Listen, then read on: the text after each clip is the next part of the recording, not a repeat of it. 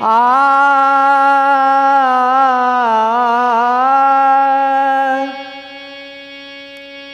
आ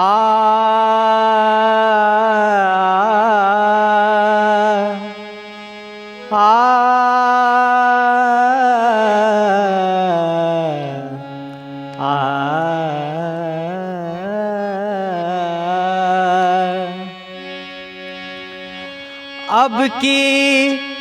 छोड़ के जाई बहम के जो अब की छोड़ के जाई बहम के जो बहरवाए बलम जी हमरा के पिठा डनाई हरवाए बलम जी हमरा के पिठा डनाई हरवाए बलम जी अब की छोड़ के जाई बहम के जो अब की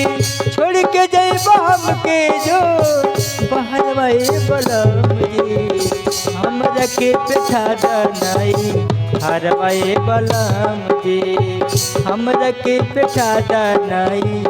हरवाए बलम जी।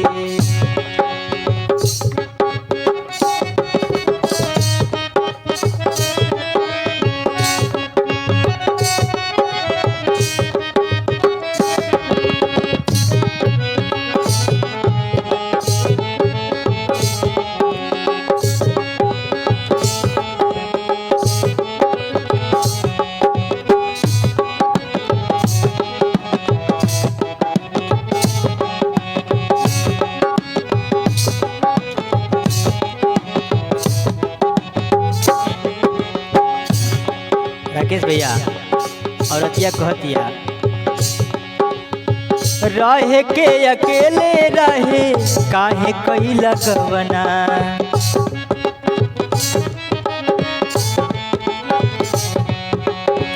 छछने लजिया देखे गोदी में खेलवना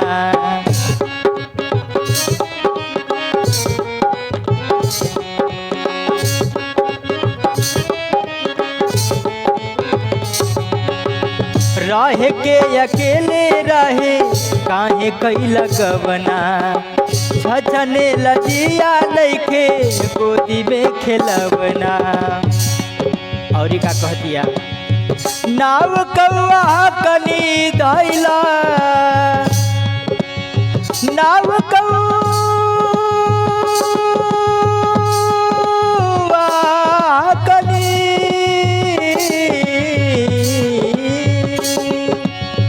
नाव कौआ कनी धैला नाव कौआ कनी धैला मझिला देवरवा ये बलम हमरा के पिठा डनाई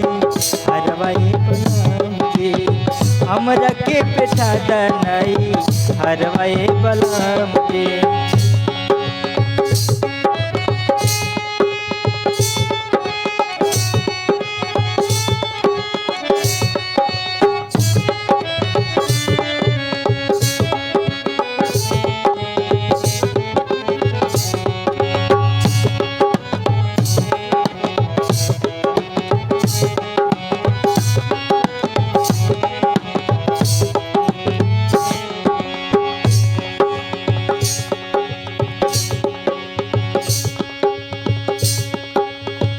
बड़की गोतनिया बोले रही रही के बानी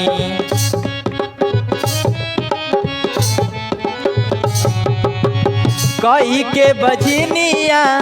बोलावेली जेठानी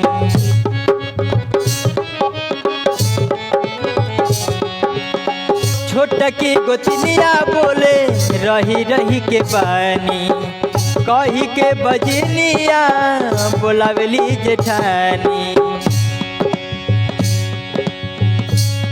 नाव कौआ कनी धैला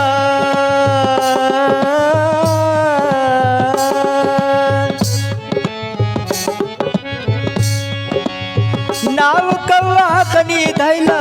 नाव कौआ कनी धैला मझिला देवरवा ए बलम जी हमरा हमरा के बैठा दनाई हरवाए बलम जी, हमरा के बैठा दनाई हरवाए बलम जी। अब की छोड़ के जाइब हमके जो, अब की छोड़ के जाइब हमके जो बहरवाए बलम जी, हमरा के बैठा दनाई हरवाए बलम जी, हमरा के बैठा दनाई हरवाए बलम जी, हमरा के बैठा दनाई हरवाए बलम जी, हरवाए बलम जी, हरवाए बलम जी। एक ठेवरी में नाव कौआ कनी धैला, नाव कौआ कनी धैला मझिला देवरवाए बलम जी, हमरा के बैठा दनाई हरवाए बलम जी, हमरा के बैठा दनाई हरवाए बलम जी। अब की छोड़ के जाइब हमके जो,